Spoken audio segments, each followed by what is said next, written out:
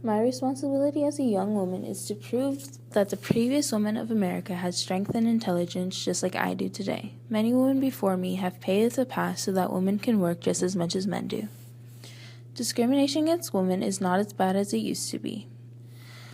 I believe it's good to remember past struggles to advance in the future. A prime example is Elizabeth Cady Stanton, who was unsuccessful at achieving equal rights for women in 1848, but gave awareness to it.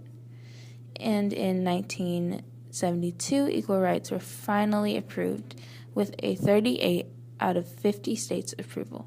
Discrimination still comes out sometimes, and there's nothing you or I can really do about it except change the way people think. Women have many strengths. A great historical example is Amelia Earhart. Amelia Earhart was the first woman to fly across the Atlantic Ocean. Unfortunately, she disappeared in the Pacific Ocean. Amelia Earhart gave women the strength to do things not possible, like joining the Army or the Marines for either aircraft or engineering, something other than tending to the soldiers. Amelia Earhart's step towards the future was very necessary, even if it wasn't her intention. I really admired Amelia Earhart when I was in 5th grade, around the time when I learned about her in class. I remember thinking, oh my gosh, she is so brave, she is so cool. I wanted to be just as brave as her, like a bunch of other kids in my class. She was an inspiration.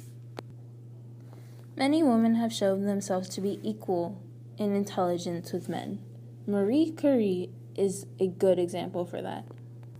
Marie Curie was the first woman to win a Nobel Peace Prize.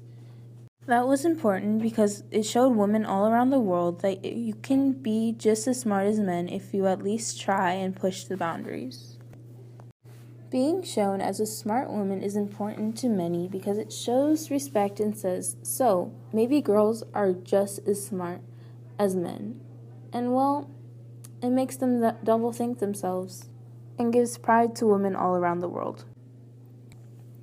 I am prideful as a woman. I am also prideful as an African American woman as well, because I have people like Shirley Chisholm to look up to. Shirley Chisholm was the first black candidate for a major party's nomination for President of the United States, and the first woman to run for a Democratic Party in 1972. Just like the women before me, my responsibility is to make sure that my children and their grandchildren remember what our ancestors did for us, as well as me adding on to the path they paved for us, for my future kin.